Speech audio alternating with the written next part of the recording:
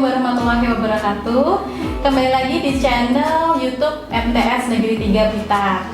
Nah, kali ini kita sangat bersyukur sekali karena kita kedatangan tamu yang luar biasa, yakni Bapak Kepala Bidang Pendidikan Madrasah Kementerian Agama Kantor Wilayah Jawa Timur, Bapak Syamsuri. Selamat sore, Pak. Selamat sore, Assalamualaikum. Baik, Pak. Nah, karena kita ada kesempatan untuk berbincang dengan Pak Syamsuri, tentu saja kita akan sedikit memberikan pertanyaan yang mungkin bisa dibagikan untuk madrasah lain di Kabupaten Blitar ini, Pak, terkait dengan pembicaraan yang sudah disampaikan pada pembinaan tadi mengenai Merdeka Belajar nih, Pak.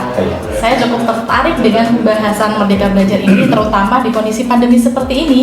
Nah, menurut Pak Syamsuri nih, Merdeka Belajar dalam lingkup madrasah itu seperti apa, Pak? Ya, terima kasih. Ini pertanyaan yang bagus dan ini saya kira perlu untuk diketahui. Betul. Semua guru-guru, semua warga madrasah, ya khususnya di MTSN 3 dan umumnya seluruh warga madrasah di Jawa Timur lah.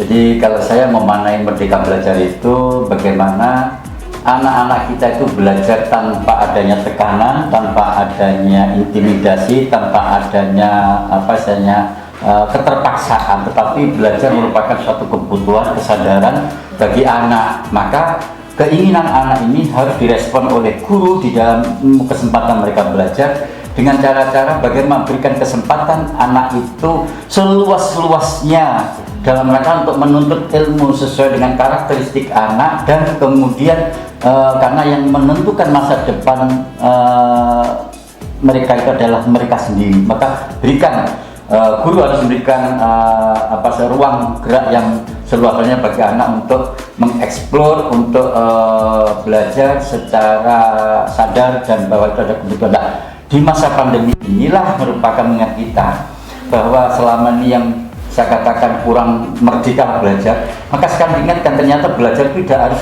di rumah, tidak harus di sekolah, tetapi juga bisa dilakukan di rumah dengan jarak jauh. Mereka bisa, itu termasuk belajar, dan belajar mungkin tidak harus selalu seragam. Ternyata di rumah belajar tanpa pakai seragam itu salah satu, mereka juga mungkin lebih penting dia enjoy, nyaman, dan memperoleh hasil belajar secara prestasi baik dan kepuasan belajarnya juga baik. Itulah cara mengenai Merdeka Belajar.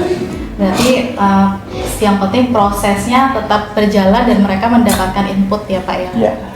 Baik, terkait dengan inovasi nih, Pak, ini yang saya sangat tertarik karena madrasah ini rupanya progresnya cukup pesat ya beberapa tahun terakhir ini, terutama dalam beberapa bidang teknologi dan informasi.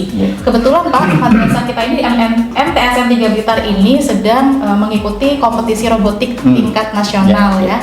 Nah, terkait dengan inovasi sendiri nih, seperti yang kita ketahui, Menteri Pendidikan kita juga menggagas yang namanya asesmen kompetensi minimum. Nah, menurut Pak Syamsuri, dengan adanya AKM ini, apakah ini sudah menjawab tantangan atau standar pendidikan yang ada di Indonesia? Bagaimana? Jadi itu adalah salah satu proses ya untuk menuju Merdeka Belajar.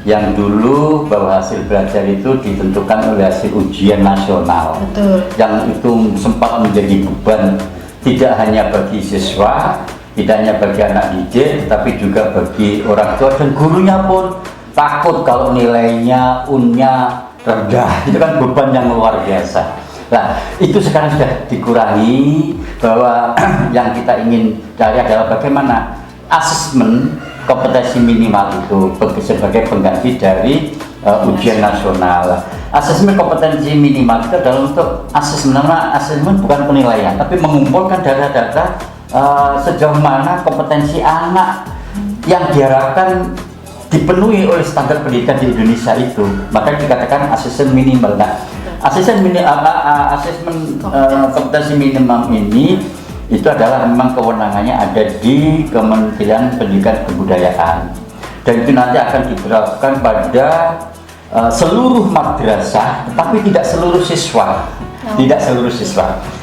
tapi sifatnya adalah bisa sampel dari masing-masing siswa yang jadi, tapi seluruh madrasah nanti.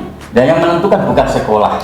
Jadi mungkin nanti sudah by name untuk madrasah A dengan sekian siswanya ini lah, itu dalam rangka untuk mengetahui sejauh mana kompetensi anak Indonesia, terutama madrasah lah. Itu masalah menyangkut ada literasi, numerasi dan sains kalau tidak salah itu ya, itu untuk AKM.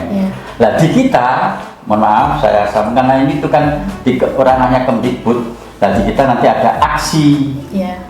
Jadi asesmen kompetensi siswa Indonesia itu adalah di madrasah. Cuma bedanya kalau aksi itu nanti akan diberlakukan pada seluruh madrasah dan seluruh siswa.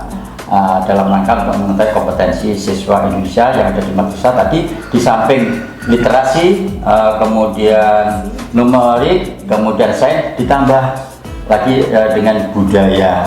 Ya, itu mungkin karakter dan budaya, jadi tambah 2 lagi itu untuk madrasah. Saya kira itu.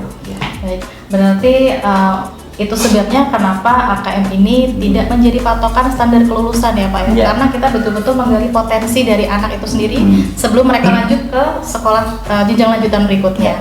Betul. Baik, pertanyaan yang ketiga ini Pak, ini yang sering sekali muncul di beberapa media sosial, terutama di institusi yang terkait dengan Kementerian Agama dan madrasah sendiri.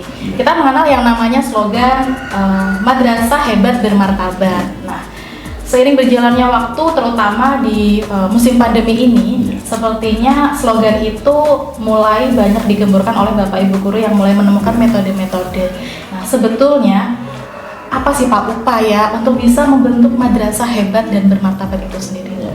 Baik, jadi itu adalah sebagaimana di Mars Madrasah itu kan namanya untuk menjawab tantangan zaman lah.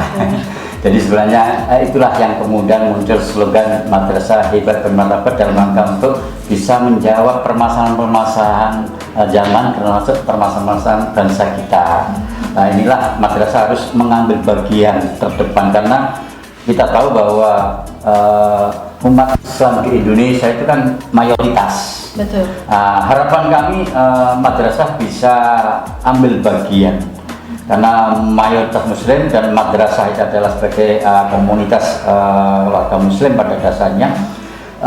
Itu harapannya untuk bisa mengambil bagian dalam rangka untuk ikut serta membangun bangsa ini, berkontribusi di dalam membangun bangsa ini. Dan karena perkembangan pendidikan itu menjadi bangsa yang berkualitas itu, tentunya madrasah harus selalu mengikuti perkembangan pendidikan. Nah sekarang karena di masa pandemi tidak bisa tatap muka, bagaimana kita madrasah tetap berkontribusi memberikan pelayanan pendidikan secara maksimal dan berkualitas. Maka dengan adanya pembelajaran jarak jauh berbasis IT itu ada suatu tuntutan, karena untuk kita mungkin bisa menjawab tantangan zaman tadi itu. Oke, baik. Sepertinya sudah terjawab nih Pak. Nah, yang terakhir Pak, dari ketiga itu nih yang paling penting nih. Bapak ada tips atau saran untuk MTSN 3 Blitar khususnya dan untuk seluruh MTS di Kabupaten Blitar? Ya, baik. Yang pertama saya berharap pada seluruh madrasah khususnya di MTSN 3 Kabupaten Blitar ini, yang pertama adalah bangun kebersamaan, kemudian wujudkan rumuskan program secara bersama, kemudian setelah itu buat komitmen bersama untuk mewujudkan program itu. Jadi kebersamaan, komitmen membawa maju madrasah, saya kira itu kuncinya. Baik, terima kasih banyak Pak Samsuri atas kesempatannya hari ini. Baik pemirsa channel YouTube MTSN 3 Blitar, demikian bincang-bincang kita hari ini. Semoga kita bisa ketemu lagi ya Pak di lain kesempatan. Amin. Semoga perjalanannya lancar. Kita akhiri, wassalamualaikum warahmatullahi wabarakatuh.